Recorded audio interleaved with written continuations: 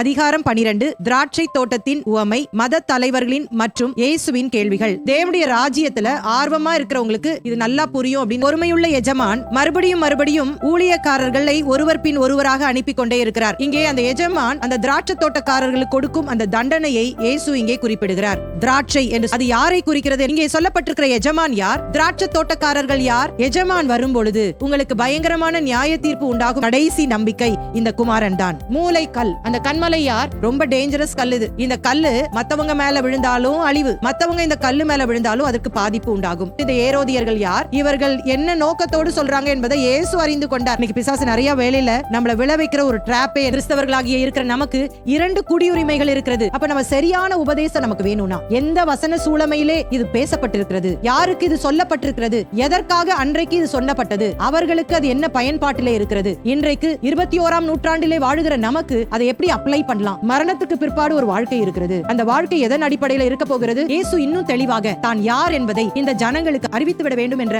எண்ணத்தோடு கூட தான் இந்த கேள்வியை அவர் கேட்கிறார்.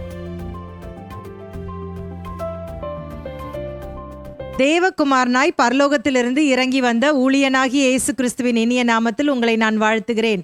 இன்றைக்கு மார்க் 13ஆம் அதிகாரத்தை நாம் படிக்க போகிறோம். இதனுடைய தலைப்பு ஒலிவ மலையின் போதனைகள். சாப்டர் 13, த ஆலிவர் டிஸ்கோர்ஸ். இதற்கு இன்னொரு பெயரையும் நம்ம கொடுக்கலாம், கடைசி கால போதனைகள், த அப்போகாலிப்டிக் டிஸ்கோர்ஸ். ஏனென்று சொன்னால் கிரேக்க மொழியில் அப்போகாலிப்ஸ் அப்படின்னு சொன்னால் கடைசி காலம், ரெவலேஷன் அப்படின்னு சொல்லலாம். அதனால இயேசு இங்கே கடைசி கால போதனைகளை சொல்லி கொடுக்கறதுனால இதை அப்போகாலிப்டிக் டிஸ்கோர்ஸ் என்று சொல்லலாம். இந்த மார்க் 13ஆம் அதிகாரத்தில் 37 வசனங்கள் தான் இருக்குது. சிறு தலைப்புகளை கொடுத்துடலாம். 1 முதல் 4 வரை எருசலேம் தேவாலயம் அழிக்கப்படுதல், 5 முதல் 13 வரை இயேசுவின் ரகசிய வருகையின் அடையாளங்கள், 14 முதல் 27 வரை இயேசுவின் 2ஆம் வருகையின் அடையாளங்கள், 28 முதல் 33 வரை இயேசுவின் ரகசிய வருகையின் அடையாளங்கள், 34 முதல் 37 வரை ஆயத்தப்படு விழித்திரு. இப்போ இயேசு இந்த கடைசி கால போதனை எப்போ பண்ணுறார் அப்படின்னா அவருடைய அந்த கடைசி வாரத்தில் தான் இந்த போதனைகளை கொடுக்கிறார். இப்பொழுது இயேசு இருக்க போகிற நாட்கள் மிகவும் கொஞ்சம், 1 வாரம்தான். அதிலும் சில நாட்கள் கடந்து விட்டது. நம்ம கடந்த வாரங்களை படித்து கொண்டு வருகிறோம். ஒரே ஒரு வாரத்தில் ஆண்டவர் எத்தனையோ நிகழ்வுகளை அவர் நிகழ்த்தியாக வேண்டும். அதுவும் எப்போ வேணால் நடக்கலாம் அப்படின்னு அல்ல, வேத வாக்கியம் நிறைவேறும்படியாக அந்தந்த நேரத்திலே அது நடைபெற வேண்டும். பிதாவினுடைய அந்த திட்டத்தை முழுமையாக நிறைவேற்றியே ஆக வேண்டும். இப்படி ஆண்டவர் அவர் எல்லா காரியங்களையும் திட்டமிட்டு செயல்பட்டால் மட்டுமே இதை நிறைவு செய்ய முடியும். அந்த மாதிரி ஒரு பெரிய ஒரு டாஸ்க் இந்த வாரத்தில் அவருக்கு இருக்குது. முதலாவது அதில் எங்கே போனார்? கழுதை குட்டியின் மேல் ஏறி பவனியாக எருசலேம் தேவாலயத்திற்கு செல்லுகிறார். Jesus triumphal entry to Jerusalem. எருசலேம் தேவாலயத்துக்கு போய் அவர் என்ன பண்ணுறாரு? தேவாலயத்தை சுத்திகரிக்கிறார். இதன் மூலமாக அங்கிருந்த வேத பாரகர்கள், பரிசேயர்கள், இந்த மூப்பர்கள் எல்லாருக்கும் இயேசுவின் மேலே பயங்கர எரிச்சல் வந்துடுது. அதனால கேட்குறாங்க, என்ன அதிகாரத்தினால நீர் இதை செய்கிறீர் என்று சொல்லி இயேசுவை கேட்கிறார்கள். இயேசுக்கு ஒரு எண்ணம், எப்படியாவது இந்த மூப்பர்கள், இந்த வேத பாரகர்கள், பரிசேயர்களையும் தேவனுடைய ராஜ்யத்திற்கு கொண்டு வர வேண்டும் என்பதற்காக பல முயற்சிகளை ஆண்டவர் எடுக்கிறார். பொதுவாக ஒரு ஆள் இந்த உலகத்தில் இருக்கும் பொழுது பேசுவதை காட்டிலும் அவர் மரணம் அடைய போகிறார் என்று சொல்லி அவர் நினைக்கும் பொழுது மிக விரைவாக, மிக துல்லியமாக, கடைசியாக, சுருக்கமாக சில முக்கியமான வார்த்தைகளை பேசுவது போலதான் இயேசு இந்த 1 வார காலமும் பேசுவார். அப்படிப்பட்ட ஒரு நேரத்தில் தான் ஆண்டவர் இந்த கடைசி கால போதனைகளை கொடுக்கிறதை பார்க்கலாம். வாசிக்கலாம். மார்க் 13ஆம் அதிகாரம் 1ஆம் வசனம். அவர் தேவ ஆலயத்தை விட்டு புறப்படும் போது அவருடைய சீஷர்களில் ஒருவன் அவரை நோக்கி, போதகரே, இதோ இந்த கல்லுகள் எப்படிப்பட்டது, இந்த கட்டிடங்கள் எப்படிப்பட்டது பாரும் என்றான். இப்போ இயேசு என்ன பண்ணுறாரு? தேவாலயத்தில் உபதேசம் பண்ணிட்டு தேவாலயத்தை விட்டு புறப்பட்டு செல்லும் பொழுது ஒரு சீஷன் சொல்கிறாரு, இந்த தேவாலயத்தை கட்டிடத்தை பாருங்க ஆண்டவரே, எவ்வளோ சூப்பராக இருக்குல்ல, அழகாக இருக்குல்ல அப்படின்னு சொல்கிறார். இப்போ தேவாலயம் என்பது இயேசுவுக்கு புதிதானதல்ல. ஒரு யூத குடிமகனாக இப்போ இயேசுவுக்கு 33 வயதாகிறது. அப்போ 33 வருஷமாக இயேசு ஒரு யூத குடிமகனாக வந்து எருசலேம் தேவாலயத்தில் வந்திருப்பார். அவருக்கு எருசலேம் தேவாலயத்தை பற்றி நன்றாக தெரியும். ஆனால் ஏன் இந்த இடத்துல இந்த சீஷன் இப்படி சொல்லுகிறார் என்று சொன்னால் 2 முக்கிய காரணங்களை நாம் யோசிக்கலாம். என்ன அப்படின்னா, இயேசு இப்போ என்ன பின்னணியில் இதை செய்கிறார் என்பதை நாம் கவனிக்க வேண்டும். இதற்கு முன்பாக இயேசு உபதேசித்து அவர் எழும்புகிறார். யார்கிட்ட உபதேசம் பண்ணிட்டு இருக்கிறாரு? முக்கியமாக ஜனங்கள், சீஷர்கள். அதை தவிர அங்கே கூடியிருந்த வேத பாரகர்கள், பரிசேயர்கள். நீங்கள் முந்தின அதிகாரங்களில் நம்ம வாசிக்கும் பொழுது தியானித்தோம். இந்த வேத பாரகரை குறித்து எச்சரிக்கையாக இருங்கள் என்று சொல்லி சொன்னார். அவங்க நீண்ட அங்கிகளை தரித்து கொண்டு அவங்க பொதுவான இடங்களிலே அவர்களுக்கு கனம் கொடுக்க வேண்டும் என்று சொல்லி அவர்கள் அப்படியே திரிந்து கொண்டிருந்தார்கள். விதவைகளை வீட்டை பட்சித்து நீண்ட நேரம் ஜெபம் பண்ணிட்டு இருந்தாங்க. வேத பாரகரை குறித்து எச்சரிக்கையாக இருங்கள் என்று சொல்லி இயேசு சொல்லுகிறதை நாம் கவனித்தோம்.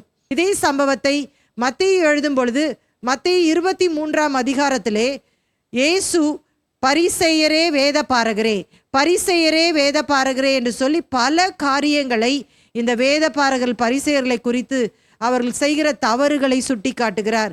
சுட்டி காட்டிவிட்டு 8 விதமான நியாய தீர்ப்பையும் கொடுப்பதை நாம் பார்க்கலாம். அதை தொடர்ச்சியாக தான் மத்தேயு 24ஆம் அதிகாரத்திலே இந்த கடைசி கால போதனையை அவர் கொடுக்கிறார். அப்போ உங்களுக்கு பின்னணி புரிந்து விட்டதா? இது ஒரு காரணமாக இருக்கலாம். இயேசுடைய அந்த மூடை சேஞ்ச் பண்ணி இயேசுவை கொஞ்சம் கூலாக்கி இங்கேருந்து கூட்டிகிட்டு போகலான்னு அந்த சீஷன் நினச்சிருப்பாரு. இயேசு ரொம்ப டென்ஷன் ஆயிட்டாரு, அதனால மறுபடியும் பேக் டு நார்மல் கொண்டு வரணும்னு ஒரு வேலை நினச்சிருக்கலாம். இல்லாவிட்டால் அந்த நாட்களில் இருந்த யூதர்களுக்கு தேவாலயம் அப்படின்னு சொன்னாலே அது ஒரு பெருமை மிக்க ஒரு காரியம். அதை ரொம்ப அவங்க ப்ரைடாக யோசிச்சுட்டு இருந்தாங்க. தேவாலயம் அப்படின்னு சொன்னால் அந்த கட்டட அமைப்பு, அந்த எல்லா காரியங்களையும் குறித்து ரொம்ப பெருமையாய் நினைத்து கொண்டிருந்தார்கள். பொதுவாகவே யூதர்கள் அவர்களை குறித்து பெருமையான காரியங்களை நினைப்பார்கள். ஏனென்று சொன்னால் இந்த உலகத்தில் உள்ள எல்லா ஜனங்களை காட்டிலும் எங்களுடைய தேவன் தான் உண்மையான தேவன், எங்களை தான் அவர் தெரிந்து கொண்டிருக்கிறார் என்று சொல்லி பெருமையோடு இருப்பார்கள். யாராவது ஒருவர் தேவாலயத்துக்கு விரோதமாக பேசினால் அவர்களை கொலை செய்யவும் தயங்க மாட்டார்கள். இயேசுவை சிலுவையில் அறையறதுக்கு முன்பாக அவர் மேல் வைத்த குற்றச்சாட்டு என்ன? இவன் தேவாலயத்தை 3 நாளைக்குள்ளே இடித்து கட்டுவேன் என்று சொல்லி சொன்னான், தேவ தூஷணம் செய்தான் என்று சொல்லி தான் சொன்னாங்க. அப்போ தேவாலயம் என்பது அவர்களுக்கு ஒரு மிகப்பெரிய ஒரு காரியமாக இருந்தது. இப்போ ஒவ்வொரு முறை தேவாலயத்திற்கு அவர்கள் வரும் பொழுதும் மிக பிரம்மாண்டமான இந்த கட்டிடங்களை பார்த்து எப்பொழுதுமே அதை பிரமித்து ஆச்சரியப்படுவது வழக்கம். ஒரு டூரிஸ்ட் ஒரு இடத்துக்கு போனாங்கன்னா அந்த காரியங்கள்லாம் எப்படி அட்மயர் பண்ணி பார்ப்பாங்கல்ல, ரசித்து பார்க்கறது போல ஒவ்வொரு முறை ஒரு யூதன் தேவாலயத்துக்கு போகும் பொழுதும் அந்த தேவாலயத்தை, அந்த கட்டிடத்தின் அமைப்புகளை ரசித்து பார்ப்பான். இந்த தேவாலயம் அப்படின்னு சொல்லும் பொழுது யாராவது ஒருத்தர் பாவம் செஞ்சால் கூட அந்த அளவுக்கு அவங்க பெருசாக எடுத்துக்க மாட்டாங்க. ஆனால் தேவாலயத்தின் பேரில் ஆணையிட்டால் அது மிகப்பெரிய குற்றமாக கருதப்பட்டது. ஸோ இந்த சூழ்நிலையில தான் இந்த சீஷன் இயேசுவிட்ட இந்த கல்லுகள் எப்படிப்பட்டது, இந்த கட்டிடங்கள் எப்படிப்பட்டது பாரும் என்று சொல்லி சொல்லுகிறான். இப்ப தேவாலயம் அப்படின்னு சொல்லும் பொழுது முதல் தேவாலயம் எப்பொழுது கட்டப்பட்டது என்று சொல்லி வேதம் சொல்லுகிறது. சாலமோன் தான் முதல் தேவாலயத்தை கட்டினார். இந்த சாலமோன் கட்டின தேவாலயத்தை நேபுகாத் நேச்சார் இடிச்சு போட்டார். அதனால 2வது முறையாக செருபாபேல் தலைமையிலே தேவாலயம் கட்டப்பட்டது. இன்றைக்கு எருசலேமிலே தேவாலயம் இல்லை, 3வது தேவாலயம் கட்டப்படும் என்று சொல்லி வேதம் சொல்லுகிறது. அதற்காக எல்லா ஆயத்தங்களையும் அவர்கள் செய்து கொண்டிருக்கிறார்கள். இந்த ஏரோதின் நாட்கள்ல தான் இந்த 2வது தேவாலயம் மிக பிரம்மாண்டமாக கட்டப்பட்டது என்று சொல்லப்படுகிறது. யூத வரலாற்று ஆசிரியரான ஜோசிபஸ் இந்த எருசலேம் தேவாலயத்தை குறித்து முக்கியமான சில குறிப்புகளை கொடுத்திருக்கிறார். அதை உங்களுக்கு நான் கற்றுக் கொடுக்கிறேன். 50 மீட்டர் நீளமும் 400 மீட்டர் அகலமும் கொண்டதுதான் இந்த எருசலேம் தேவாலயம் என்று சொல்லப்படுகிறது. இந்த மறு கட்டமைப்பு, இதை மறுபடியும் ரெனோவேட் பண்ணி இந்த பெரிய ஏரோது ஹெரட் த கிரேட் கட்டுறாரு. கிட்டத்தட்ட கிபி 19வது ஆண்டிலிருந்து கிபி 63ஆம் ஆண்டு வரைக்கும் 80 ஆண்டுகள் இதை புதுப்பித்து கட்டினதாக சொல்லப்படுகிறது. இந்த தேவாலயம் கிபி 70 முற்றிலுமாய் அழிக்கப்படுகிறது. தேவாலயம் அழிக்கப்படுவதற்கு 7 ஆண்டுகள் முன்பு வரை இந்த தேவாலயம் விரிவாக்கம் செய்யப்பட்டு கொண்டே இருந்தது. இப்போ படத்தில் உங்களுக்கு காட்டுறேன் பாருங்க, எவ்வளோ பிரம்மாண்டமான கட்டிடம் பாருங்க. இது அதோடைய பிக்சர். இது இயேசுவின் நாட்களில் இருந்த தேவாலயம் இதுதான். இந்த தேவாலயம் முழுவதும் தங்கத்தால் செய்யப்பட்டிருந்ததுதான். மேக்சிமம் எங்கே பார்த்தாலும் தங்கம் தான். மற்றபடி நல்ல ஒரு வேலைப்பாடு நிறைந்த ஒரு கட்டடம் தான் இந்த கட்டடம். தங்கம் இல்லாத இடத்துலலாம் மார்பிள், பளிங்கு கற்களால் கட்டப்பட்டிருந்தது. வெயிலில் பார்க்கும் பொழுது பார்ப்பதற்கு ரொம்ப அழகாக இருக்குமா. சூரிய வெளிச்சத்திலே அப்படியே பளபளன்னு சொல்லி அவ்வளோ அழகாக அது காட்சி அளிக்கும். மற்ற நேரங்களில் அந்த மார்பிள், அந்த பளிங்கு ஏதோ பனி அப்படியே மூடிக்கொண்டது போல அது காட்சி கொடுக்கும். இவ்வளவு பிரம்மாண்டமான அழகான இந்த கட்டிடத்தின் மேல் அங்கே சுற்றி இருந்த எல்லாருக்கும் இது மேலே ஒரு கண்ணு தான். அவ்வளோ ஒரு அழகான கட்டிடம்தான் இந்த தேவாலயம். ஆனால் இயேசு இங்கே என்ன சொல்கிறாரு பாருங்களேன். இவ்வளோ பெரிய தேவாலயத்தை 2ஆம் வசனத்தில் என்ன சொல்கிறாரு? இயேசு அவனுக்கு பிரதியுத்தரமாக, இந்த பெரிய கட்டிடங்களை காண்கிறாயே, ஒரு கல்லின் மேல் ஒரு கல் இராதபடிக்கு எல்லாம் இடிக்கப்பட்டு போகும் என்றார். எவ்வளோ ஷாக்காக இருந்திருக்கும் அந்த சீஷனுக்கு. இது எப்படி இவ்வளோ ஸ்ட்ராங்கான பில்டிங் எப்படி இடிக்கப்படும் அப்படின்ற ஒரு கேள்வி வருதா? நாமளே இப்போ படிச்சுட்டு இருக்கிறோம். எவ்வளோ ஆண்டுகள் இதை புதுப்பிப்பதற்கு நாட்கள் செலவழித்திருக்கிறார்கள். எவ்வளோ ஸ்ட்ராங்காக இருந்திருக்கு. இதோடைய கட்டிட அமைப்பெல்லாம் நீங்கள் பார்த்தீங்கன்னா ரொம்ப ஆச்சரியமாக இருக்குது. ஒரு கல்லும் 50 feet லாங், 24 feet ப்ராட், அகலம் 16 ஃபீட் திக்காக இருந்துச்சான். அவ்வளோ பெரிய ஒவ்வொரு கற்களும் இருந்ததாம். அப்போ இவ்வளோ ஸ்ட்ராங்கான பில்டிங் எப்படி இடிக்கப்படும்? தொடர்ந்து வாசிக்கலாம். மார்க் 13ஆம் அதிகாரம் 3-4 வசனங்கள். பின்பு அவர் தேவாலயத்துக்கு எதிராக ஒலிவ மலையின் மேல் உட்கார்ந்திருக்கையில் பேதுருவும் யாக்கோபும் யோவானும் அந்திரேயாவும் அவரிடத்தில் தனித்து வந்து, இவைகள் எப்பொழுது சம்பவிக்கும்? இவைகள் எல்லாம் நிறைவேறும் காலத்துக்கு அடையாளம் என்ன? எங்களுக்கு சொல்ல வேண்டும் என்றார்கள். இதை கேட்ட உடனே அந்த சீஷர்களுக்கெல்லாம் ரொம்ப ஷாக் ஆயிடுச்சு. இயேசு இப்போ அந்த தேவாலயத்தை விட்டு எங்கே போகிறாரு? ஒலிவ மலைக்கு போகிறார். ஒலிவ மலை எங்கே இருக்குது அப்படின்னு சொல்லி நம்ம முதலாவது பார்த்துடலாம். இந்த ஒலிவ மலை எருசலேமுக்கு மிக அருகாமையில் இருந்துச்சு. ஓய்வு நாள் தூரத்தில் தான் ஒலிவ மலை இருக்கிறது. இந்த ஒலிவ மலையிலேருந்து எருசலேம் தேவாலயத்தை எளிமையாக பார்த்துடலாம். ரொம்ப அழகாக இருக்கும் அந்த வியூ. அந்த டெம்பிள் மவுண்ட் என்று சொல்லப்படுகிற அந்த இடம் ரொம்ப பார்ப்பதற்கே அழகாக இருக்கும். இந்த டெம்பிள் மவுண்ட்டுக்கும் இந்த ஒலிவ மலைக்கும் இடையில ஒரு பள்ளத்தாக்கு இருந்துச்சு. அது பேர் கெதரோன் பள்ளத்தாக்கு. ஸோ அந்த கெதரோன் பள்ளத்தாக்கு மேலே அப்படியே ஏறிட்டோன்னா ஒலிவ மலை வந்துடும். இந்த ஒலிவ மலைக்கு அடிக்கடி இயேசு போகிற வழக்கம் இருந்துச்சு. இப்போ இயேசு இந்த கடைசி கால உபதேசங்களை அவர்களுக்கு சொல்லணும் இல்லையா, அதனால அங்கே போகிறாரு. இப்போ இந்த சீஷர்கள் இயேசு சொன்ன இந்த பதிலை அவர்கள் இயேசுவிடம் கேட்கிறார்கள். என்ன கேட்குறாங்க? பேதுரு, யாக்கோபு, யோவான், அந்திரேயா தனித்து வந்து, இவைகள் எப்பொழுது சம்பவிக்கும்? இவைகளெல்லாம் நிறைவேறும் காலத்துக்கு அடையாளம் என்ன? எங்களுக்கு சொல்ல வேண்டும். இந்த அதிகாரத்தை நாம் தொடர்ச்சியாக படிக்கும் பொழுது இது எப்பொழுது சம்பவிக்கும் அப்படின்றதுக்கு ஆண்டவர் ஆன்சரை கொடுக்கல. ஆனால் நம்ம சரித்திரத்தில் பார்க்கிறோம், கிபி 70ஆம் ஆண்டிலே தீத்தஸ் என்ற ரோம பேரரசன் தலைமையின் கீழ் இருக்கும் பொழுது இந்த தேவாலயம் முற்றிலுமாக அழிக்கப்பட்டு விட்டது. என்ன நடந்துச்சு அன்னைக்கு அப்படின்னு பார்த்தோம் அப்படின்னு சொன்னால், ரோம அரசாங்கத்திற்கும் யூதர்களுக்கும் இடையே ஒரு சண்டை வந்து விட்டது.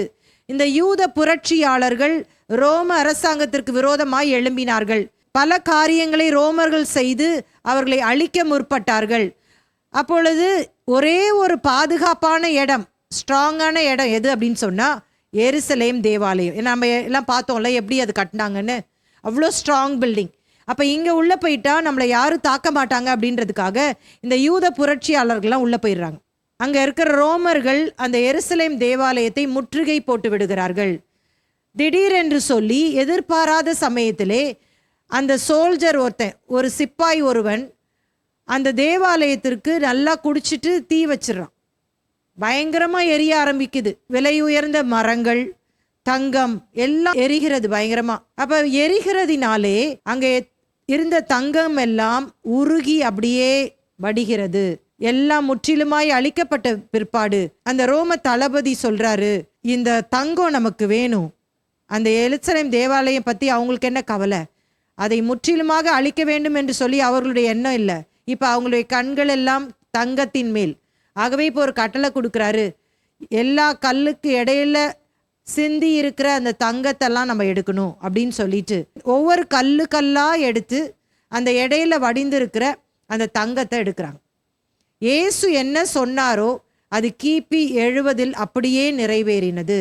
ஒரு கல்லின் மேல் ஒரு கல் இராதபடிக்கு முற்றிலுமாய் அழிக்கப்படும் என்பது அப்படியே துல்லியமாக ஒரு கல்லின் மேல் ஒரு கல் இராதபடிக்கு அது அழிக்கப்பட்டு விட்டது.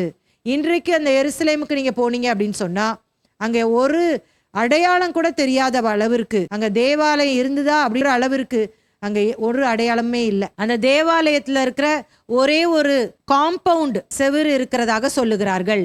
அதை அவர்கள் வேலிங் வால், வெஸ்டர்ன் வால் என்று சொல்றாங்க, அழுகையின் சுவர். ஒவ்வொரு நாளும் யூதர்கள் போய் அதில் முட்டி முட்டி அழுதுட்டு இருப்பாங்க. என்னைக்கு எங்களுக்கு தேவாலயம் நீங்கள் தரப்போறீங்க அப்படின்னு இஸ்ரவேலின் தேவனை நோக்கி கூப்பிட்டு கொண்டு இருக்கிறார்கள். அப்போ இன்னைக்கு இந்த தேவாலயம் முற்றிலுமாக அழிக்கப்பட்டு விட்டது. ஆனால் நமக்கு இஸ்ரேலுக்கு போகிறதுக்கு சான்ஸ் கிடச்சதுன்னா அங்கே ஒரு மியூசியம் இஸ்ரேலுக்கு வெளியே இருக்குதான். அதில் பார்த்தீங்கன்னா இந்த ஏரோது கட்டின இந்த தேவாலயத்தினுடைய ஒரு மாடல் அங்கே செஞ்சு வச்சுருக்காங்களாம். எப்படி அன்னைக்கு இருந்துச்சோ அதே மாதிரி ஒரு மாடல் அங்கே இருக்குது. ஒருவேளை உங்களுக்கு சான்ஸ் கிடைச்சா நீங்கள் போய் பார்க்கலாம்.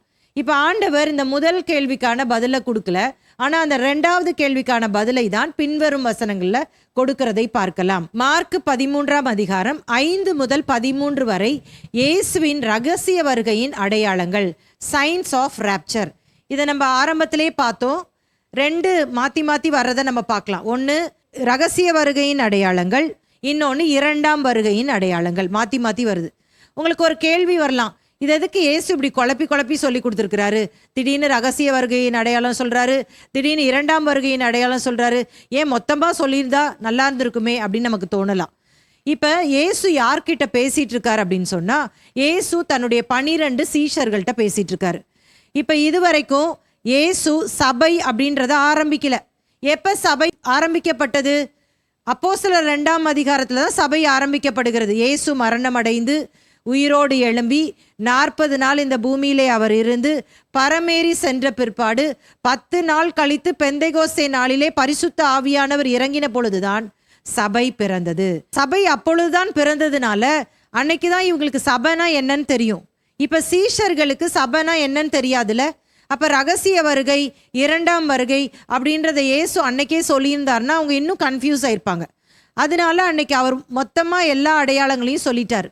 இன்னைக்கு நம்ம 2000 ஆண்டுகளுக்கு பின்பாக இதை குறித்து ஆராய்ந்து படிக்கும் பொழுது புதிய ஏற்பாட்டு மக்களாக இருக்கிற நமக்கு வேத பண்டிதர்கள் மூலமாக மிக அழகாக இதுதான் ரகசிய வருகையின் அடையாளங்கள், இதுதான் 2ஆம் வருகையின் அடையாளங்கள் என்று சொல்லி ஏற்கனவே அவர்கள் எழுதி வைத்திருக்கிறதுனால அதை வைத்து நம்ம எந்த கன்ஃபியூஷன் இல்லாமல் படிச்சிடலாம். சரியா? அப்போ ஒவ்வொன்றாக நம்ம படிக்க போகிறோம். இப்போ மார்க் 13ஆம் அதிகாரம் 5ஆம் வசனத்திலிருந்து படிப்பதற்கு முன்பாக இப்போ இந்த ரகசிய வருகை, 2ஆம் வருகை அப்படின்னா என்ன அப்படின்றத ஒரு சில காரியங்கள் நம்ம படிக்க போகிறோம். இது மிகப்பெரிய ஒரு பாடம், ஆனாலும் இந்த பாடத்திற்கு தேவைப்படுகிறதுனால சுருக்கமாக நம்ம படிக்க போகிறோம். இயேசுவின் ரகசிய வருகை என்றால் என்ன? What is rapture? முதலாவதாக இந்த இயேசு கிறிஸ்துவின் வருகையை குறித்து பல முரண்பாடான கருத்துக்கள் இருக்கிறது. சிலர் சொல்றதை நான் கேட்டிருக்கிறேன். ஐயோ, சின்ன வயசுலேருந்து இதோ சீக்கிரமாய் வருகிறேன், இதோ சீக்கிரமாய் வருகிறேன் என்று சொல்லி எத்தனையோ பிரசங்கங்களை நாங்கள் கேட்டிருக்கிறோம். இன்னைக்கு வரைக்கும் இயேசு வரவே இல்லை, அவர்லாம் வரமாட்டாருப்பா, இதெல்லாம் ஒன்றும் வேலைக்காவாது அப்படின்னு சொல்லுகிற கூட்டம் இருக்கிறாங்க.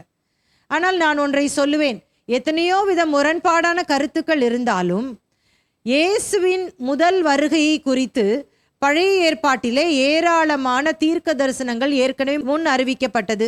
நமக்கு எல்லாருக்கும் தெரியும்ல, இயேசுடைய முதல் வருகை எப்படி இருக்கும், அவர் எங்கே பிறக்க போகிறாரு, எல்லா விஷயங்களும் எழுதப்பட்டிருந்தது.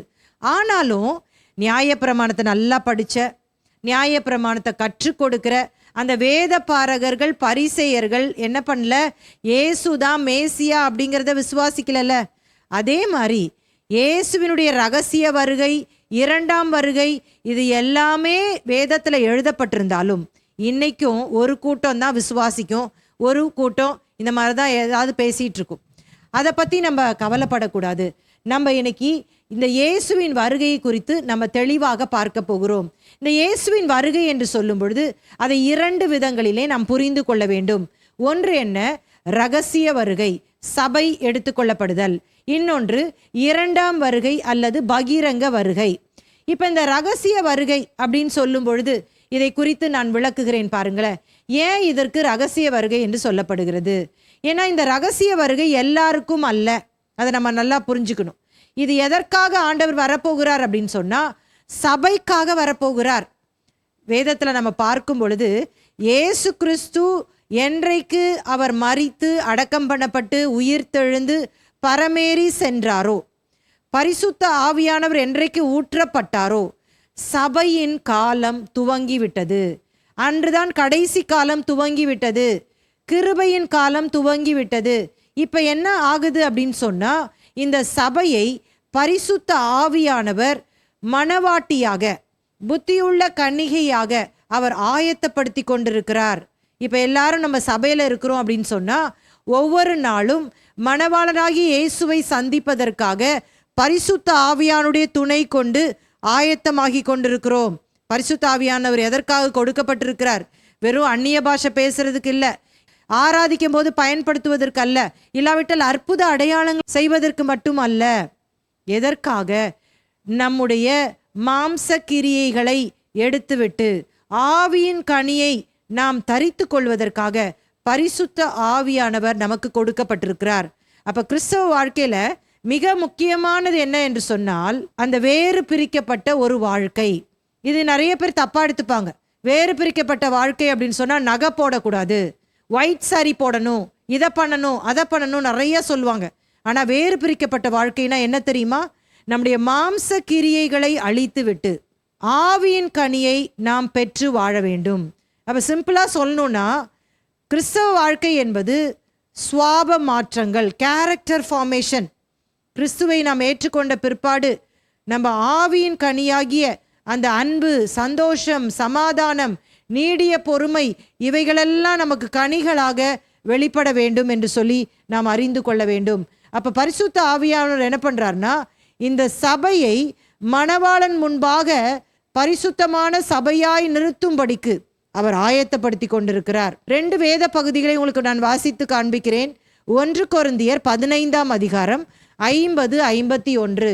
சகோதரரே, நான் சொல்லுகிறது என்னவெனில், மாம்சமும் இரத்தமும் தேவனுடைய ராஜ்யத்தை சுதந்தரிக்க மாட்டாது. அழிவுள்ளது அழியாமையை சுதந்தரிப்பதில்லை. இதோ ஒரு ரகசியத்தை உங்களுக்கு அறிவிக்கிறேன். நாம் எல்லாரும் நித்திரை அடைவதில்லை.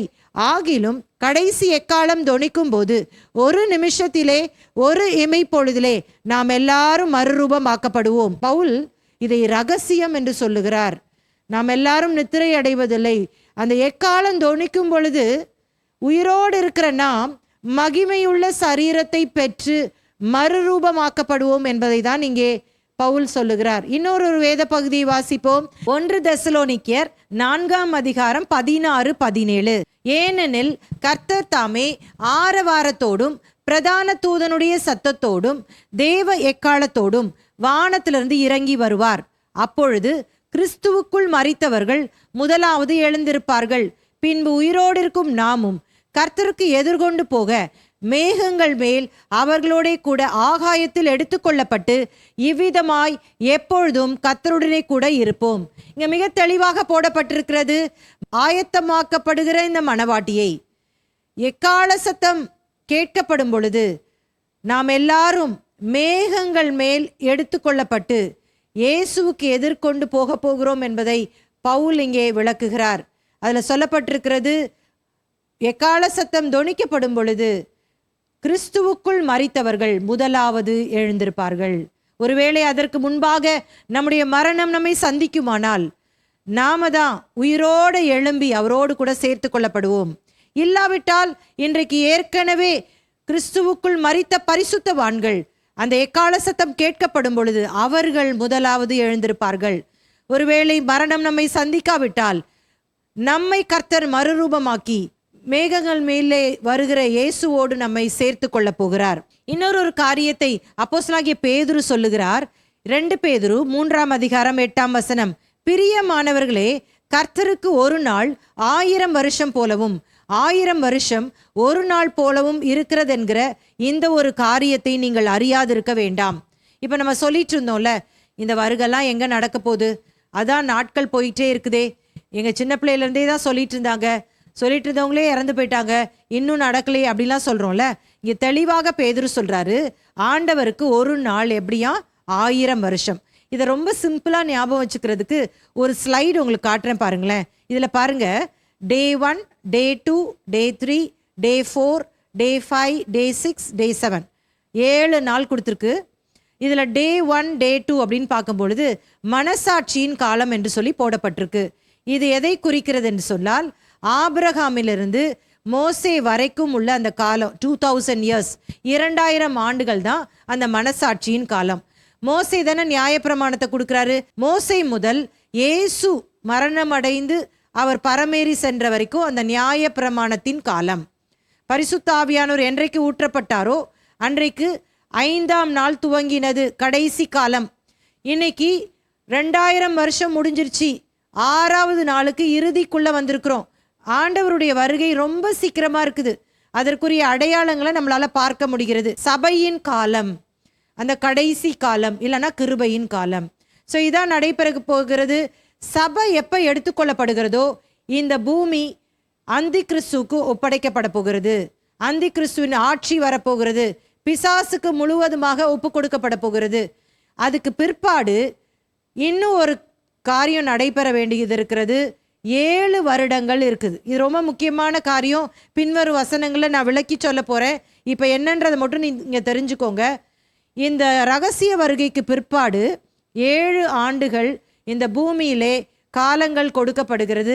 அதை யூதர்களின் காலம் என்று சொல்லி அழைக்கலாம். இதில் 2 வகையாக நம்ம பிரிச்சிடலாம்.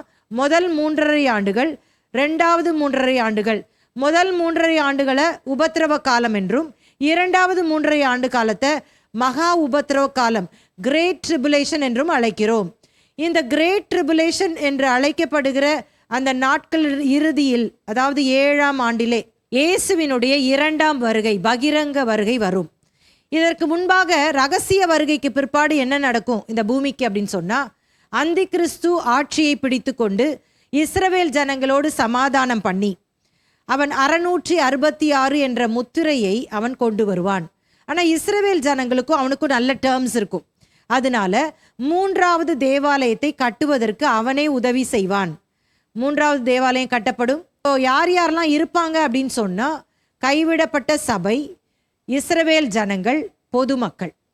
ஸோ இப்போ பாருங்க, இஸ்ரவேல் ஜனங்களோடு கூட நல்ல ஒரு ஐக்கியத்தோடு இருப்பான். அப்போ 3.5 ஆண்டுகள் வரைக்கும் எந்த பிரச்சனையுமே வராது.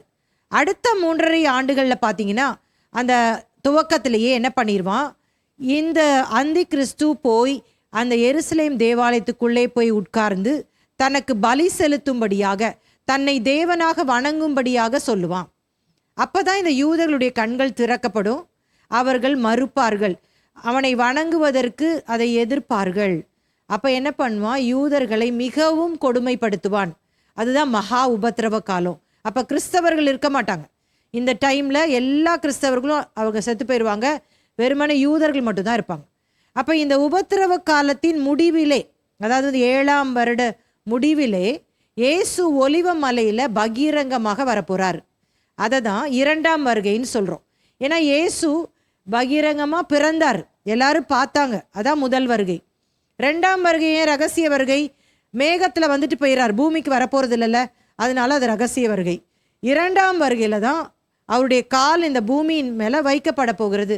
எங்கே அவர் வரப்போறாருன்னு போட்டிருக்கு, சகரியாவில் வாசிக்கிறோம்ல, ஒலிவ மலையில் அவருடைய கால்கள் வைக்கப்பட போகிறது. அப்போஸ்தலர் நடபடிகள் 1ஆம் அதிகாரத்திலையும் பார்க்குறோம். இயேசு பரமேறி சென்ற போது சீஷர்கள் எல்லாம் அண்ணார்ந்து பார்த்து கொண்டிருக்கிறார்கள், ஆச்சரியமாக பார்க்குறாங்க. அப்போ 2 தேவ தூதர்கள் தோன்றி, உங்களிடத்திலிருந்து எடுத்துக்கொள்ளப்பட்ட இயேசுவானவர் எப்படி எடுத்துக்கொள்ளப்பட்டாரோ அப்படியே மீண்டும் அவர் வருவார். அப்படின்னா என்ன அர்த்தம், இந்த ஒலிவ மலையிலேருந்து போகிறார்ல, மறுபடியும் ஒலிவ மலைக்கு தான் வரப்போகிறாரு. அப்போ இந்த 2ஆம் வருகை, பகிரங்க வருகை அப்படின்னும் போது அந்த டைமில் எல்லாரும் பார்க்கத்தக்கதாக அவர் ஒலிவ மலையில் வந்து இறங்க போகிறார். இந்த பூமிக்கு வந்து அர்மகதோன் அப்படின்ற இடத்துக்கு அவர் போய் சாத்தானுக்கும், அந்தி கிறிஸ்து, சாத்தான், அவனுடைய ஆட்களுக்கும் இயேசுவுக்கும் ஒரு யுத்தம் நடக்கும். அந்த யுத்தத்தினுடைய பெயர் அர்மகதோன் யுத்தம். அந்த யுத்தத்தின் முடிவிலே இயேசு ஜெயம் எடுத்து விடுவார். அப்பொழுது சாத்தானை 1000 வருடம் சங்கிலிகளால் கட்டிடுவார். 1000 வருடம் அவர் என்ன பண்ணுவார், இந்த பூமியை ராஜாதி ராஜாவாக அவர் ஆட்சி செய்ய போகிறார். ஆட்சி செய்து 1000 வருடம் முடிவிலே வெள்ளை சிங்காசன நியாய தீர்ப்பு என்று சொல்லி ஒன்று சொல்லப்பட்டிருக்கிறது. வெளிப்படுத்தின விசேஷத்தில் இதை குறித்து விளக்கமாய் வாசிக்கிறோம். ஆனாலும் நீங்கள் என்னன்னு மட்டும் தெரிஞ்சுக்கோங்க. அந்த டைமில் முதல் உயிர்த்தெழுதலில் எழும்பாதவங்க, பாதாளத்தில் இருந்தவங்க எல்லாரும் உயிர் தழுவாங்க. அப்போ இயேசு சிங்காசனத்தில் உட்கார்ந்திருப்பார், ஆண்டவர் நியாயம் தீர்ப்பார். அப்போ நித்திய நரகத்திற்கு அவர்கள் தள்ளப்படுவார்கள், சாத்தானும் தள்ளப்பட்டுருவான். அதற்கு பிற்பாடு மணவாட்டியோடு கூட புதிய வானம் புதிய பூமியிலே நித்திய வாழ்வு உண்டாய்விடும். நித்தியம் அப்படின்னு சொன்னால் நோ எண்டுன்னு அர்த்தம். அப்போ இதுதான் நடைபெற போகிறது. Day 1 and 2 days of Chaos, Day 3 and Day 4 days of Torah. அப்போ மேசியா வந்துட்டாரு நியாயப்பிரமாண காலத்திலேயே. Day 5 Day 6 அப்படின்னு சொல்லும்பொழுது சர்ச் ஏஜ், யூ ஆர் ஹியர்னு போட்டிருக்கு பாருங்க, அந்த மஞ்சள் கலராக போட்டிருக்கு பாருங்க, அதுக்கு முன்னாடியே சபை எடுத்துக்கொள்ளப்படும். இது ரகசிய வருகை.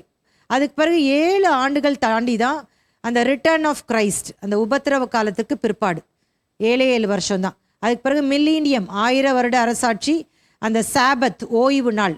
அதனால தான் பூமியில் யாரும் எந்த வேலையும் செய்ய வேண்டாம், அது ஓய்ந்து இருக்க வேண்டும் 7ஆம் நாள். அதுக்கு பிறகு ஃபைனல் ஜட்ஜ்மெண்ட், அந்த ஒயிட் த்ரோன் ஜட்ஜ்மெண்ட்டு. அதுக்கு பிறகு இட்டர்னிட்டி, நித்தியம். அப்போ உங்களுக்கு புரிஞ்சிருக்கும்னு நினைக்கிறேன். கடைசி காலம் கால வரிசை, the end times time line. Abraham முதல் மோசே வரைக்கும் மனசாட்சியின் காலம், மோசே முதல் இயேசு வரைக்கும் நியாயப்பிரமாணத்தின் காலம். இயேசு அப்படின்னும் போது கிருபையின் காலம், சபையின் காலம் ஸ்டார்ட் ஆயிடுச்சு. அப்புறம் ரகசிய வருகை வந்துடும். ரகசிய வருகைக்கு பிற்பாடு 7 வருடம் உபத்திரவ காலம் அப்படின்னும் போது அதை 2ஆக பிரிச்சிடலாம், உபத்திரவ காலம், மகா உபத்திரவ காலம். அதோடைய இறுதியில் 2ஆம் வருகை. அதற்கு பிற்பாடு அர்மகதோன் யுத்தம், 1000 வருடம் சாத்தான் சங்கிலியால் கட்டப்படுதல், 1000 வருடம் அரசாட்சி நடைபெறும். வெள்ளை சிங்காசன நியாய தீர்ப்பு, நித்தியம். ஸோ இதை ஈஸியாக நீங்கள் ஞாபகம் வச்சுக்கலாம்.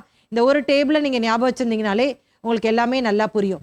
இதை தான் அப்போஸ்தலனாகிய பவுல் ரோமருக்கு எழுதும் பொழுது ரோமரில் சொல்கிறார் இல்லையா, வாசிக்கலாம். ரோமர் 11ஆம் அதிகாரம் 17, 24 மட்டும் வாசிக்கலாம்.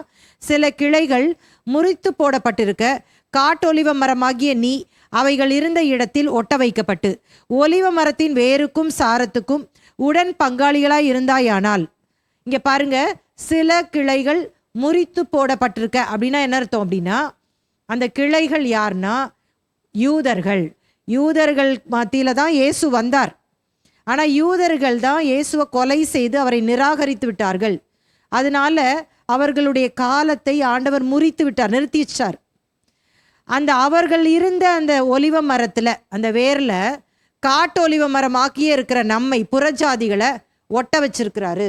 இங்கே பாருங்க, இப்போ 24, சுவாபத்தின்படி காட்டு ஒலிவ மரத்திலிருந்து நீ வெட்டப்பட்டு சுவாபத்திற்கு விரோதமாய் நல்ல ஒலிவ மரத்திலே ஒட்ட வைக்கப்பட்டிருந்தால் சுவாப கிளைகளாகிய அவர்கள் தங்கள் சுய ஒலிவ மரத்திலே ஒட்ட வைக்கப்படுவது அதிக நிச்சயம் அல்லவா? நல்லா புரிஞ்சுக்கோங்க, ரொம்ப ஈஸியாக ஞாபகம் வச்சுக்கலாம். அதாவது இயேசு கிறிஸ்து சபையை ஆரம்பித்த பிற்பாடு யூதர்களுடைய காலம் நின்று விட்டது, சரிங்களா? இப்போ கிருபையின் காலம். கிருபையின் காலனால எவ்வளோ நாள்னு தெரியாது. கிருபையின் காலம் முடிவுக்கு எப்போ வரும் அப்படின்னா, இயேசுவின் ரகசிய வருகை வந்த பிற்பாடு அது நின்று விடும். அதுக்கு பிறகு கிருபை கிடையாது. எவ்வளோதான் ஆண்டவரை கூப்பிட்டாலும் ரட்சிப்பு கிடைக்காது. அதுக்கு பிறகு யூதர்களுடைய காலம் ஸ்டார்ட் ஆயிரும். அதுதான் இங்கே சொல்கிறாரு, சுவாபத்தின்படி ஒலிவ மரங்களாக இருந்தவர்கள் மறுபடியும் என்ன பண்ணுவாங்க, அந்த ஒலிவ மரத்தோடு கூட ஒட்ட வைக்கப்படுவார்கள். இப்போ காட்டு ஒலிவ மரமாகிய நம்மளை ஒலிவ மரத்தில் ஒட்ட வச்சிருக்கிறாரு. ஒலிவ மரத்தின் வேர் தான் நமக்கு வருது, அவருடைய சாரத்தை தான் நம்ம எடுத்துக்கொள்ளுகிறோம். அதனால நம்ம எப்படி மாறிடுறோம், ஒலிவ மரமாக மாறிட்டுருக்குறோம். ஒலிவ மரமாக மாறினதை மட்டும்தான் ஆண்டவர் வெட்டி கொண்டு போவார், மற்றதெல்லாம் களைன்னு சொல்லி இங்கேயே போட்டுட்டு போயிடுவார். அப்போ யூதர்களுக்கு என்ன பண்ணுவார், அந்த வெட்டப்பட்ட அந்த இடத்துல யூதர்களை மறுபடியும் ஒட்ட வைப்பார். அதான் யூதர்களின் காலம். இப்போ ஷார்ட்டாக சொல்லிடலாமா? ரகசிய வருகையில் 2 விஷயம் ஞாபகம் வச்சுக்கோங்க. முதல் உயிர்த்தெழுதல், சபை எடுத்துக்கொள்ளப்படுதல், இது 2 நடக்கும். அதாவது கிறிஸ்துவுக்குள் மரித்தவர்கள் எழும்புவாங்க, ஆயத்தமாக்கப்பட்ட சபை எடுத்துக்கொள்ளப்படும். இதை நம்ம 1 கொரிந்தியர் 15:52 படிக்கிறோம் இல்லையா? முதல் உயிர்த்தெழுதலை நல்லா கிளியராக புரிஞ்சுக்கோங்க.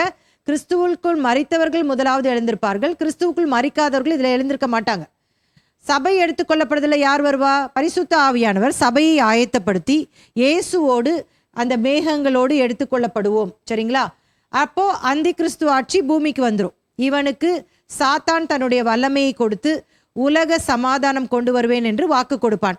இதை 2 தெசலோனிக்கேயர் 2:7-8 வாசிக்கிறோம். வெளிப்படுத்தின விசேஷம் 13:1 வாசிக்கிறோம். தானியேல் 9:27 வாசிக்கிறோம். இவனுக்கு உதவியாக கள்ள தீர்க்கதரிசி எல்லாம் அந்த மத ரீதியான காரியங்களை பொறுப்பெடுத்து அந்தி கிறிஸ்துவை ஆராதிப்பதற்கு உதவி செய்வாங்க. அதான் வெளிப்படுத்தல் 19:20 வாசிக்கிறோம். அப்போ பூமியில் யார் இருப்பா? கைவிடப்பட்ட சபை இருக்கும், இஸ்ரவேல் இருப்பாங்க, பொது ஜனங்கள் இருப்பாங்க. அந்த டைமில் 3வது தேவாலயம் கட்டப்பட்டு விடும், 666 முத்திரை வரும், பயங்கரமான உபத்திரவம்லாம் ஏற்படும், பூமியில் நியாய தீர்ப்பு வரும்னு சொல்லி வெளிப்படுத்தின விசேஷத்தில் நம்ம 6ஆம் அதிகாரத்துலேருந்து தெளிவாக வாசிக்கிறோம். 7 வருட காலம் உபத்திரவ காலம், அதை 2ஆக பிரிச்சிடலாம். 3.5 வருஷம் உபத்திரவ காலம், 3.5 வருஷம் மகா உபத்திரவ காலம். ஸோ இப்போ இந்த 3.5 வருஷம் மகா உபத்திரவ காலத்தின் இறுதியில் யார் வந்துருவா? இயேசு கிறிஸ்து வெள்ளை குதிரையில் அவர் வந்து சாத்தானோடு யுத்தம் பண்ணுவார். அருமகதோன் யுத்தம் நடக்கும், இயேசுக்கும் அந்தி கிறிஸ்துக்கும் யுத்தம் நடக்குமா.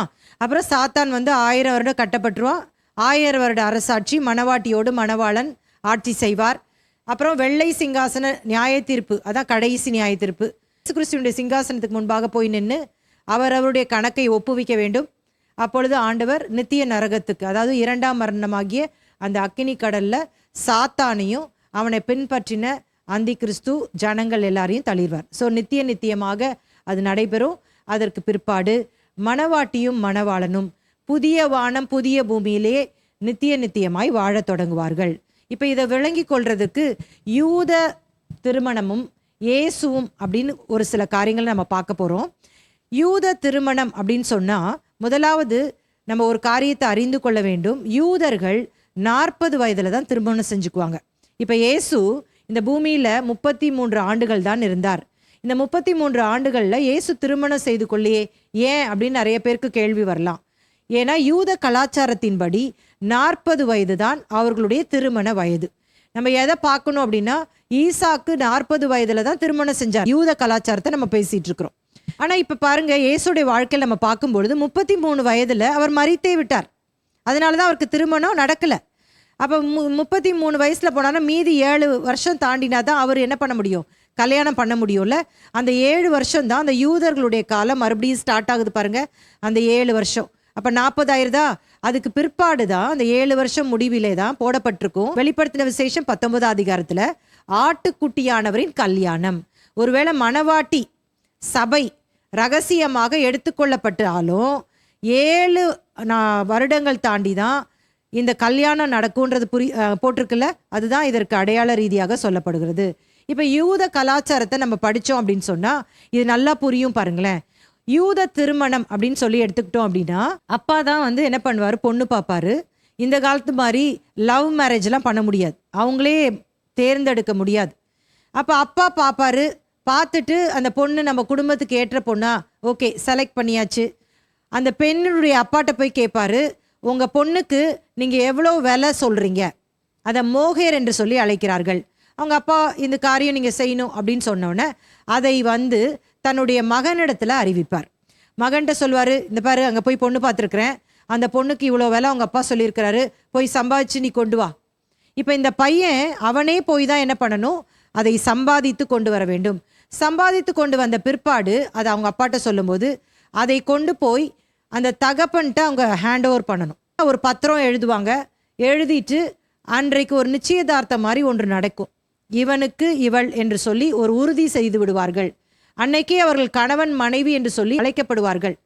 இதற்கு அடையாளமாக இந்த மணமகன் ஒரு வஸ்திரத்தை கொடுப்பார், திராட்சரசம் அருந்தி கொள்வார்கள். அது மாத்திரமல்ல, தங்களுடைய குடும்ப புத்தகமான கெட்டுபா என்று சொல்லுகிற ஒரு புத்தகத்தை பரிசாக அவளுக்கு கொடுப்பார். இந்த கெட்டுபா அப்படின்ற இந்த புத்தகத்தில் என்ன இருக்கும் அப்படின்னு சொன்னால், மணமகன் அதாவது மாப்பிள்ளையை பற்றின முழு டீட்டெயில்ஸ் இருக்கும்.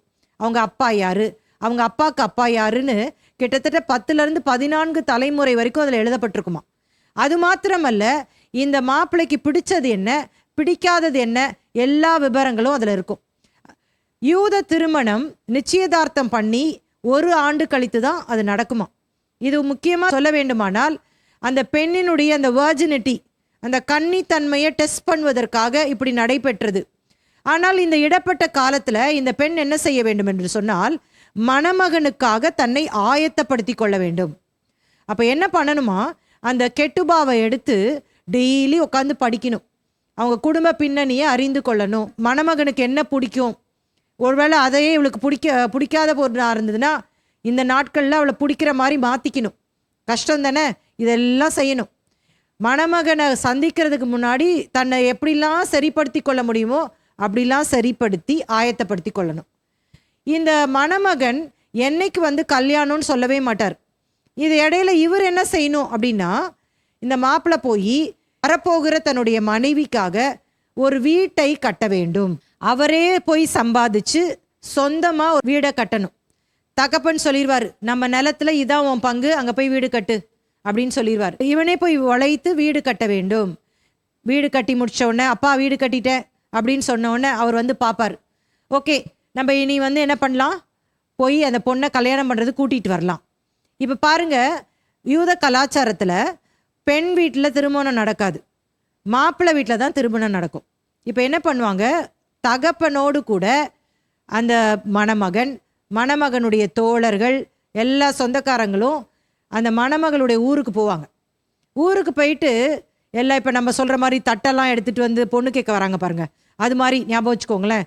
மேளதாளத்தோடு கூட அந்த ஊர் எல்லையில் போய் நின்றுக்குவாங்களாம். யாரும் ஊருக்குள்ளே போக மாட்டாங்க. அப்போ அந்த மேளதாளத்தோடு கூட அவர்கள் நிற்கும் பொழுது அந்த மணமகனுடைய அந்த இதை அறிந்து கொண்டு அவள் வந்து தன்னை வேக வேகமாக ஆயத்தப்படுத்தி கொண்டு அவளுடைய குடும்பத்தாரோடு கூட அந்த ஊர் எல்லையில் வந்து மீட் பண்ணுவாளாம். அப்புறம் என்ன ஆகும், மணமகன் கூட்டிகிட்டு போயிடுவார். 7 நாட்கள் திருமணம் நடக்கும், டெய்லி விருந்து நடக்கும். மணமகள் வரமாட்டாங்க. அவங்க அப்பா வீட்டில் எந்த அறையில் அவங்களுக்கு கல்யாணம் நடக்க வேண்டுமோ அந்த அறையில் இருப்பாங்க. 7ஆவது நாள் மாலை நேரத்தில் திருமணம் நடக்கும். அந்த நேரத்தில் யாரும் பொது ஜனங்கள் வரமாட்டாங்க. மணமகனுடைய குடும்பம், மணமகளுடைய குடும்பம், ரொம்ப பிளட்லி ரிலேஷன், ரத்த சம்பந்தப்பட்ட உறவினர்கள் மட்டும்தான் வருவாங்க. ஆசாரியர் வந்து திருமணம் நடத்தி வச்சுட்டு மற்றவங்களாம் வெளியில் போயிடுவாங்க. இந்த பொண்ணு மாப்பிள்ளை மட்டும் அங்கே தங்கிடுவாங்க. அந்த நாள் இரவு முடிந்த விடிய காலையில், அதாவது வெளுப்பதற்கு விடியறதுக்கு முன்னால் மணமகள் தூங்கி எழுவதற்கு முன்பாக வீட்டை விட்டு போய் காட்டுக்கு போய் ஒரு வேட்டையாடி ஒரு மிருகத்தை கொண்டு வர வேண்டும். அந்த மிருகத்தை கொண்டு வந்து அதை காண்பிக்கும் பொழுது எப்படி அந்த பொண்ணை பார்த்துப்பாரு அப்படின்னு சொல்லிட்டு அந்த மிருகத்தின் அடிப்படையில் தான் அந்த ஜனங்கள் அறிந்து கொள்வார்கள். ஒரு சிங்கத்தையே அவர் வேட்டையாடி கொண்டு வந்துட்டா கண்டிப்பாக வீட்டுக்காரர் பயங்கரமாக உன்னை கவனிச்சுப்பாரு, பயங்கர வீரன் அப்படின்னு சொல்லிட்டு நினச்சிக்குவாங்க. அட்லீஸ்ட் ஒரு மானையாவது கொண்டு வரணும். இதுதான் அவங்களுடைய கஷ்டம், இதுதான் அவங்களுடைய கலாச்சாரம். இதை நம்ம இயேசுவின் வருகைக்கு ஒப்பிட்டு நம்ம சொல்லலாம். இதை நான் ஒரு டேபிளாக போட்டுட்டேன், யூத திருமணமும் இயேசுவும். இப்போ பாருங்க, தகப்பன் மணமகளை தேர்ந்தெடுக்க திட்டம் அப்படின்ற மாதிரி பிதா இயேசுவுக்கு மணவாட்டி அப்படின்ற திட்டத்தை கொடுத்தார். மணமகளின் விலை எது? விலையேற பெற்ற ரத்தம் சபைக்காக சிந்தி இருக்கிறார். தகப்பனின் வீட்டை ஆயத்தம் செய்தல். இயேசு இப்போ பரலோகத்தில் வீட்டை ஆயத்தம் செய்து கொண்டு வருகிறார். இப்போ மீன் டைம் நம்ம என்ன பண்ண சொல்லியிருக்கிறாரு, கெட்டுபாவை கொடுத்துட்டு போயிருக்கிறார். இந்த கெட்டுபா எது? வேத புத்தகம். இந்த வேத புத்தகத்தை படித்து அவருக்கு பிடிச்ச காரியங்களை செஞ்சு பிடிக்காத காரியங்களை விட்டுட்டு அவரை போலவே மாறுற நம்மை ஆயத்தப்படுத்துகிற காரியம். இதற்கு உதவி செய்ய தான் பரிசுத்த ஆவியானவர் இருக்கிறார். இப்போ பாருங்க, தகப்பன் தான் தேதியை அறிவிக்கணும். அப்போ இயேசு கிறிஸ்துவோட வருகை பிதாவுக்கு மட்டும்தான் தெரியும். இப்போ நம்ம வாசிக்கும் போது நம்ம புரிஞ்சுக்குவோம். தகப்பன் வீட்டிற்கு அழைத்து செல்லுதல், அந்த 7 நாட்கள் நம்மளையும் ஆண்டவர் என்ன பண்ண போறாரு, பரலோகத்திற்கு ரகசியமாக 7 வருடத்துக்கு முன்பாகவே கொண்டு போயிட போறார். மேகங்கள் மீது வரப்போறார். அப்படின்றது என்னது, அந்த ஊர் எல்லைக்கு வந்து கூட்டிட்டு போயிடுவார், ஊருக்குள்ள வரமாட்டார். 7 நாட்கள் நிறைவேறினவுடன் திருமணம். 7 வருட உபத்திரவ காலம் இங்கே. ஆனால் நம்ம பரலோகத்தில் இருப்போம், அதுக்கு பிறகுதான் திருமணம் நடக்கும். திருமணம் முடிந்தவுடனே மிருக வேட்டை. அது என்னது, இயேசு வெள்ளை குதிரையில் வந்து சாத்தான் அந்த மிருகத்தை வேட்டையாடுறாருல, அதுதான் வாழ்க்கை ஆரம்பமாகிறது. அப்படின்றது நமக்கு நித்திய வாழ்க்கை. எவ்வளோ அழகாக பாருங்களேன், யூத கலாச்சாரத்தையும் இயேசுனுடைய வருகையை நம்ம ஒப்பிட்டு பார்க்க முடிகிறது. அப்போ இதை ஞாபகம் வச்சுக்கிட்டாலே நம்ம பைபிளில் என்னெல்லாம் நடக்குது அப்படிங்கிறது நமக்கு நல்லா கிளியராக புரிஞ்சிரும் பாருங்களேன். அப்போ ஆண்டவர் எவ்வளோ கிளியராக இந்த காரியத்தை அதை கூட ஒப்பிட்டு அதை செய்ய போகிறார் அப்படின்னும் போது ரொம்ப ஆச்சரியமாக இருக்கிறது. இப்போ அதற்கு முன்பாக நாம் இந்த நாட்களில் என்ன செய்யணும் அப்படின்னு சொன்னால், இந்த கெட்டுபாவாகிய இந்த வேத புத்தகத்தை நன்றாக தியானித்து அதை படித்து நம்ம வாழ்க்கையில் விட வேண்டிய காரியங்களை விட்டு மணமகனுக்கு எதெல்லாம் பிடிக்காதோ அதெல்லாம் விட்டுட்டு மணமகனுக்கு ஏற்றவாறு நம்முடைய சுவாபங்களை மாற்றிக்கொள்ளுகிற பீரியட் தான் இப்போ நம்ம இருக்கிற இந்த நாட்கள். இயேசு கிறிஸ்து சீக்கிரமாய் வரப்போகிறார். நம்ம அதற்காக ஆயத்தமாக வேண்டும். யூதர்கள் பார்த்தீங்கன்னா ஒருத்தரை அவங்க வாழ்த்தும் பொழுது மாரநாதா என்று சொல்லி அவர்கள் வாழ்த்துகிறார்கள். மாரநாதா என்றால் என்ன அர்த்தம்? இயேசுவே சீக்கிரமாய் வாரும். வெளிப்படுத்தின விசேஷத்தில் வாசிக்கிறோம், இதோ சீக்கிரமாய் வருகிறேன் என்று சொன்ன ஆண்டவர் அவர் விரைவில் வரப்போகிறார். இனியும் நாட்கள் செல்லாது. நான் நினைக்கிறேன் நம்ம நாட்களிலே ஆண்டவருடைய வருகை வந்துவிடும் என்று சொல்லி தான் நினைக்கிறேன். ஏன்னா நம்முடைய நாட்களில் நடக்கிற இந்த காலங்களை பார்க்கும் பொழுது இவைகளெல்லாம் நமக்கு ஒரு எச்சரிப்பாக இருக்கிறது. அப்போ இன்னைக்கு நம்ம இயேசுவின் வருகை என்ன, ரகசிய வருகைனா என்ன, பகிரங்க வருகை இரண்டாம் வருகைனா என்ன அப்படின்றத விளக்கமாக படித்தோம். வருகிற வாரத்தில் இதோடைய அடையாளங்களை நம்ம படிக்க போகிறோம். இதை நீங்கள் மறக்காதீங்க. இது ரொம்ப முக்கியமான ஒரு விஷயம். இதை தொடர்ந்து இதை நீங்கள் தியானித்து கொண்டே இருங்கள். இந்த வருகைக்கென்று நீங்கள் முதல்ல ஆயத்தமாய் கொள்ளுங்கள். அதுதான் ரொம்ப ரொம்ப முக்கியம். ஏன்னா நம்ம இவ்வளோ காரியங்களை படித்திருந்தும் வருகையில் நம்ம போய் சேரலன்னா ரொம்ப பரிதாபமான ஒரு நிலை. பாருங்களேன், ஒரே ஒரு செலெக்ஷன் முடிஞ்சிருக்கு. அதாவது ஆண்டவர் இந்த உலகத்திலிருந்து நம்மளை வேறு பிரித்து அவருடைய இரத்தத்தினாலே நம்மை மீட்டு கழுவி எடுத்து நமக்கு ரட்சிப்பை கொடுத்து அவர் தம்முடைய பிள்ளையாக மாற்றி வைத்திருக்கிறார். முதல் நிலையான ரட்சிப்பு என்று சொல்லி நம்ம அழைக்கலாம். ஆனால் இந்த முதல் நிலையான ரட்சிப்பிலே நம்ம இருந்து விடக்கூடாது. நம்ம இரண்டாம் நிலையான ரட்சிப்புக்கு வர வேண்டும். இதை குறித்து நான் ஏராளமான சத்தியங்களை உங்களுக்கு நான் சொல்லி கொடுத்திருக்கிறேன். இந்த முதல் நிலையான ரட்சிப்பை நம்ம என்ன சொல்றோம்? பாவத்தின் தண்டனையிலிருந்து காப்பாற்றப்படுதல், பெனாலிட்டி ஆஃப் சின். ஆதாமின் பாவத்திலிருந்து காப்பாற்றப்படுறதுக்கு ஒரு வழி. அந்த தண்டனையை இயேசு சிலுவையில் சுமந்துட்டாரு, விசுவாசிக்கிற நமக்கு கொடுத்துட்டார். சோ ரட்சிக்கப்பட்டு விட்டோம். இப்ப இரண்டாவது நிலையான பவர் ஆஃப் சின், பாவத்தின் வல்லமையிலிருந்து காப்பாற்றப்படுதல் நடந்து கொண்டே இருக்க வேண்டும். அதுதான் இன்னைக்கு பார்த்தீங்கன்னா நிறைய போராட்டங்கள், பிரச்சனைகள், பாவம் மறுபடியும் நம்மளை தாக்கி கொண்டே இருக்குது. இதை ஜெயிக்கணும் அப்படின்னு சொல்லி ஆண்டவர் சொல்றாருல, அதான் அந்த பாவத்தினுடைய வல்லமை. அப்போ இந்த பாவத்தினுடைய வல்லமையை நம்ம இந்த பூமியில் இருக்கிற வரைக்கும் நம்ம என்ன பண்ணணும்? அதை ஜெயித்து கொண்டே வர வேண்டும். இதற்கு பரிசுத்த ஆவியானவர் விட்டு சென்றிருக்கிறார். இந்த பரிசுத்த ஆவியானவர் உதவி கொண்டு நம்ம என்ன செய்யணும்? ஜென்ம சுவாபங்களை நம்ம சிலுவையிலே அறைந்து நம்ம கிறிஸ்துவின் சுவாபத்தை நமக்குள்ள பெற்றுக்கொண்டே வர வேண்டும். அப்போ ஒரு நாள் வரும், ஒன்று இயேசுவின் வருகை வரும், இல்லைன்னா மரணம் நம்ம சந்திக்கும் பொழுது இந்த பாவத்தின் பிரசன்னத்திலிருந்தே நம்ம காப்பாற்றப்படுவோம். பரலோகத்துக்கு போனால் அங்கே பாவமே இருக்காதுல்ல. அப்போ ப்ரெசன்ஸ் ஆஃப் சின்ல இருந்தே போயிடும். அப்போ 3 P ஞாபகம் வச்சுக்கணும். நான் சொன்னேன், ஒன்று பெனாலிட்டி ஆஃப் சின், இன்னொன்று பவர் ஆஃப் சின், இன்னொன்று ப்ரெசன்ஸ் ஆஃப் சின்.